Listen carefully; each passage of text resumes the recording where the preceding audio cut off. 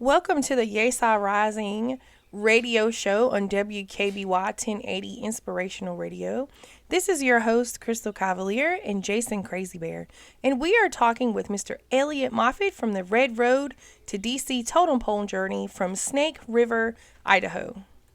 So, I just wanted to talk to you guys a little bit about the Mountain Valley Pipeline Southgate Extension, these environmental degradations that are coming through the community. And I wanted you to listen to Mr. Elliott Moffat talk about what they did in their community. And it does take a community unity effort. And I'm here for the long haul. So, let's listen to Mr. Elliott. Hello. Yes, my name is Elliott Moffat, and I'm the president for Nimipu Protecting the Environment. And we're an indigenous nonprofit organization that looks out for the environment, what we know as Mother Earth, and the sacredness of all things is something that our organization is very keen on, and that's part of our values and principles. So we consider all things sacred, and all of the entities, beings of the Creator, deserve our respect, and protection.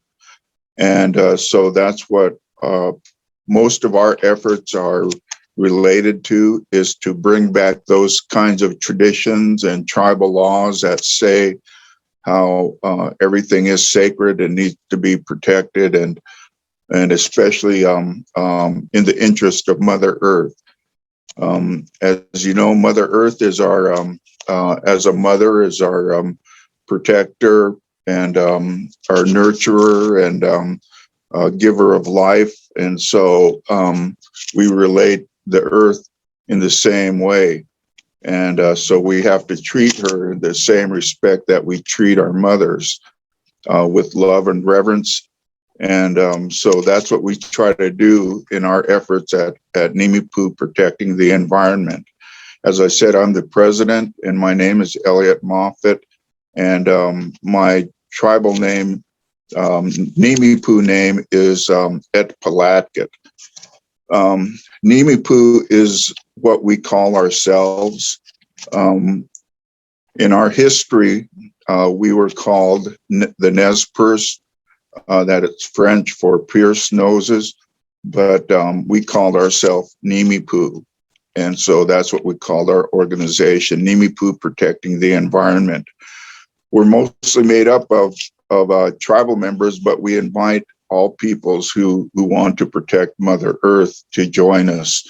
And we got started at trying to protect our water from and salmon from megalodes.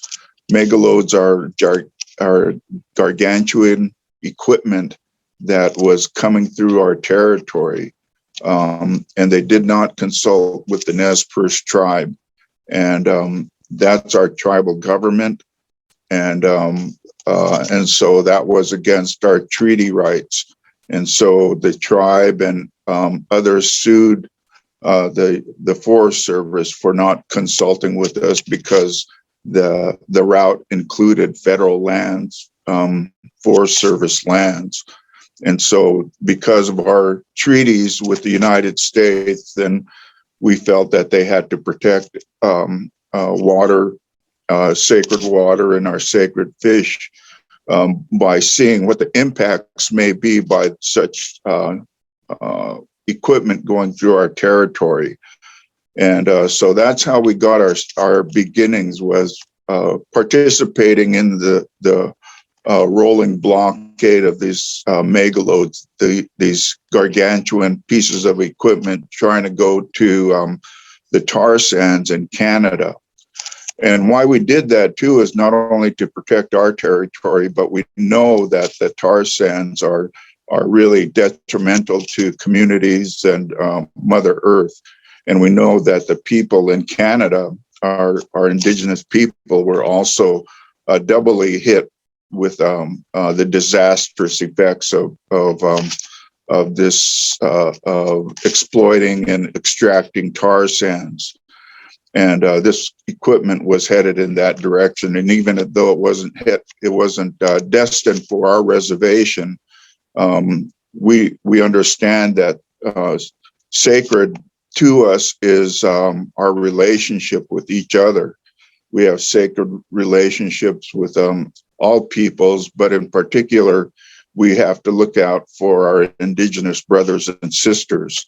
And so we knew that we were in that chain of custody, or we were in that chain where those mega loads would end up in Canada. So we couldn't be a part of that either.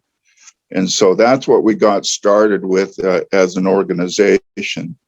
And so what we try to do, like I said, was to make sure that our traditional law, our tribal law, is recognized and acknowledged. And we had passed a resolution through our general council for the tribe. That's our 18-year-old tribal members of the tribe. And we had a resolution adopted that recognizes the rights of the Snake River. And we believe this is more in keeping with our traditional laws, and which believe in the sacredness of all things. And so we believe that not only does a tribe through the tribal government have to look at our policies and procedures on how we interact with and protect Mother Earth, but we believe the external agencies and other governments need to do that as well. So that's the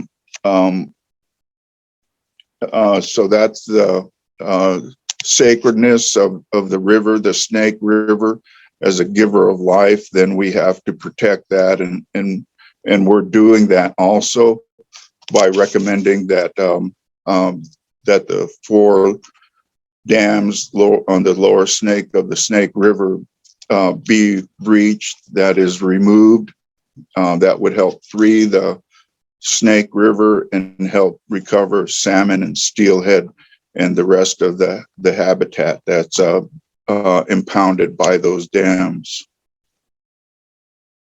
Thank you so much. That's real important. And wow, that is a good piece to this journey to let people know what's happening. So very good. Thank you so much, Mr. Elliott.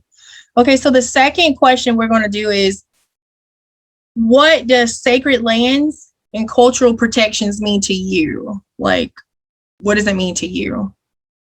Yeah, I think I touched on that a little bit. That means to me, because we have to deal with other communities, other governments, that we often have to look at policies and procedures to in our effort to protect. And so sacred lands is our traditional and tribal law to us. And so we think that we need to emphasize that now more than ever because of the threats to our sacred lands, that we need to develop policies and procedures that will protect those kinds of sacred areas. So it means to us that we have a job to do, that we've seen too much the status quo, as they say. What exists is not acceptable, because we see our water being degraded, and we see Mother Earth's plants and animals being degraded as well. So they're sacred to us. And so without that protection, then we're afraid that we're not doing our jobs, and it would be a sad day to see species go extinct. And right now, the salmon that come up to our territory are threatened and endangered of extinction. And so that's sacred to us, and we cannot stand by and let that happen. And so we have even more sacred places where we conduct ceremonies that are often in the woods and the forest. And people might not recognize them, but we recognize them for what they are. And they're special places for us. And sometimes, like in the Forest Service, they have a project that may, like a timber sale that's close to our sacred sites. And so that threatens the ability for us to practice our religion. And so when we talk about sacredness, we're also talking about our ancient religion and the ability to practice that religion and that sacredness. And we find that it's very difficult to do that because in another area is in burial sites. Sometimes our burial sites are in communities, cities and counties. And so they may be jeopardized because a construction may be going through it, and they may come across our spiritual site as a cemetery. And so these are the ways that our sacredness is threatened, or just by those kinds of examples. Thank you so much. Yeah, that was really great. So thank you so much. We have the same thing going here. We have a pipeline that's going through one of our burial mounds. And so we're trying to actively fight that. So I understand that. Okay, last question, Mr. Elliott.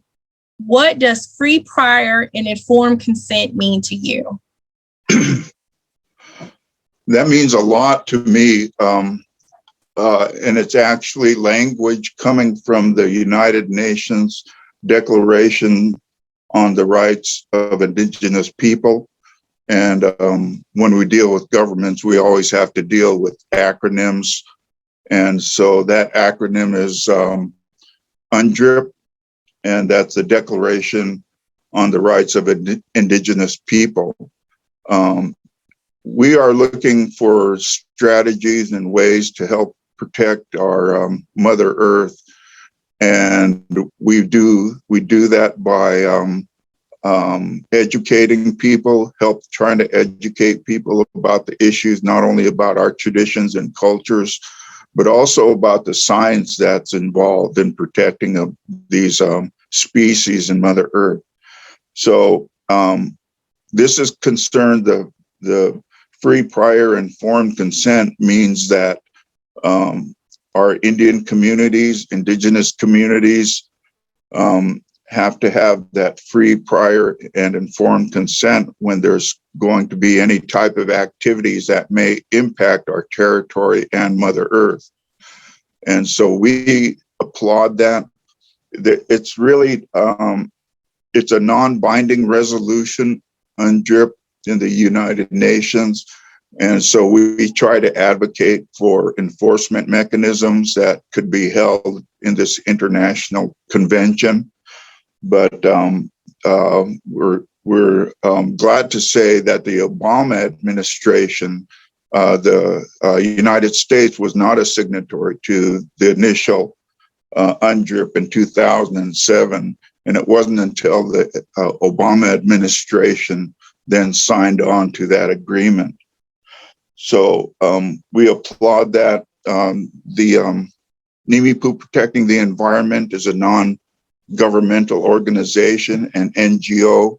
And so we look to different strategies, and I would recommend and advise everyone to be able to use different perspectives, because that's what we bring to the table, is a different perspective.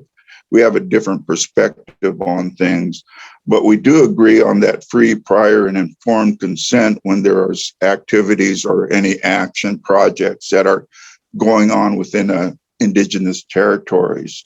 And that would be to, we believe the free means that there's not going to be any kinds of implements or impediments to participation. Informed means that we should have all the information that we need to make an informed decision, and that informed consent. And prior means not after the fact that it's already done, but prior to that. And so we can remind the United States that it is a signatory to UNDRIP, and that such activities as pipelines or anything like that should have a free, prior, informed consent from the people involved in those areas. Oh, thank you so much. That was really wonderful. Thank you so much. Let me go back here and unhide myself. So thank you so much. I really appreciate that. And I'm really looking forward to meeting you on the Red Road and learning how we can help Snake River and elevate our voices and use NOA and the Red Road project to DC to let President Biden know the importance of protecting Snake River. So thank you so much. I'm very honored. Yeah. Well, you're welcome. Thank you for doing what you're doing. We look forward to when the totem pole comes through. I'm a graduate of the University of Washington, and while I was there, I was able to take an anthropology class, and that talked about all of the cultures of the Pacific Northwest, which I was very intrigued by.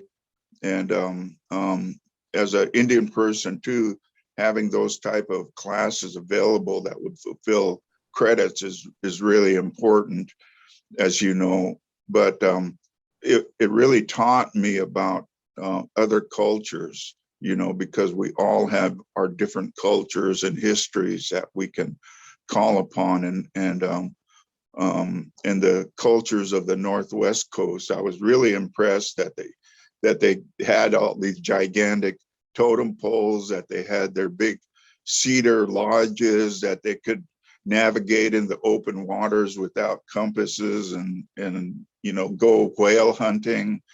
And so all of our cultures have contributions that we can bring to the society if they would only recognize them as contributions. So we're not only, we want to, I don't know how it is in your community, but here there's about 3,500 of us. There's 3,500 enrolled members. And so we've been looking at our membership. We want, because we used to have thousands more than that. So, and if we keep this blood quantum thing, it's going to tail off. And so we want to increase our membership. But I think that with our small community that way, we need to take over, not only show people that we had contributed to this country, and we've been living here for a very long time. And there's an archaeological dig from here that showed that it was a 16,000-year-old archaeological dig. And so that alone showed how that Bering Sea land bridge myth is a myth. We didn't come across there. We started here. So that disputes that. And so we want to bring back that within our own community, because we have people in poverty here, and all of the ills that go along with that. We have homelessness, domestic violence, you know, and on. And so we want to try to change that too. And one way we can do that is by things like a Green New Deal that would bring us closer with Mother Earth and make our careers based on, you know, again, taking care of Mother Earth. And so in the national forest, we have like 8 national forests around our country. And so if we could get our people working in those forests and things like that, you know, and we can convince the Forest Service that the way that traditional ecological knowledge is of value. And so that's part of our effort too. And so as Indian people, then we know what tribal and Indian self-determination is. And that's how we differ from other nonprofits, is that we support treaty rights, we support um, the development of our people, and to determine our own future. Mm-hmm. Too often that future is determined by someone else, and so that's part of our effort too. All right, yeah, I agree with that 100%. And listening to your talk about Snake River and protection of it, I look at how, even though we have different things in our tribes, but we're all facing these attacks on our communities with, like, I told you we're going through a burial mound fight with the pipeline Right. at FERC. The Federal Energy Regulation Commission is not acknowledging us, not wanting to work with us, trying to deny us. And I mean, it's very horrible. Like, the federal government is not been easy to us because they did not embrace our treaties, because we had treaties before the formation of the United States. Right. All the treaties that we had have been broken, and they don't even recognize them. And so they're trying, they tried to erase us, and we're still here. Yeah. So, and we all have our histories like that as well, because mm-hmm. that's the same thing over here, where we have, and that's the way our organization is. We usually hold summits, environmental summits, and then when we have subjects like treaty rights, then we hold bigger conferences for that, to try to educate people, and then also bring other tribal members together. We had people from Bears Ears come up here and give presentations when they were approved under the Obama administration, Mm-hmm. and then that was undone by Trump. It's terrible. Like, it's terrible. All of these things that we're fighting to protect and help protect other people who don't know we're helping to protect them. They just are not very helpful. So so when we help others that are not recognized, that are not federally recognized, and because we all have issues, whether we're recognized or not, and sometimes I think like being federally recognized isn't that great either, because all our salmon is being lost. We can't go fishing. It keeps getting closed down because of the poor returns. Yeah. So on and on, but that's what we do. We try to educate people, and one of the things that we did do, we held our flotillas, and where we had people from the Northwest Coast canoe families coming to our flotillas, and we'd have like 600 boats floating down the river, and these are environmentalists and indigenous people as well, talking about the Snake River and salmon. So and now it is in Congress that they're trying to propose breaching the dams. So that's what we'd like is to support the breaching of the dams.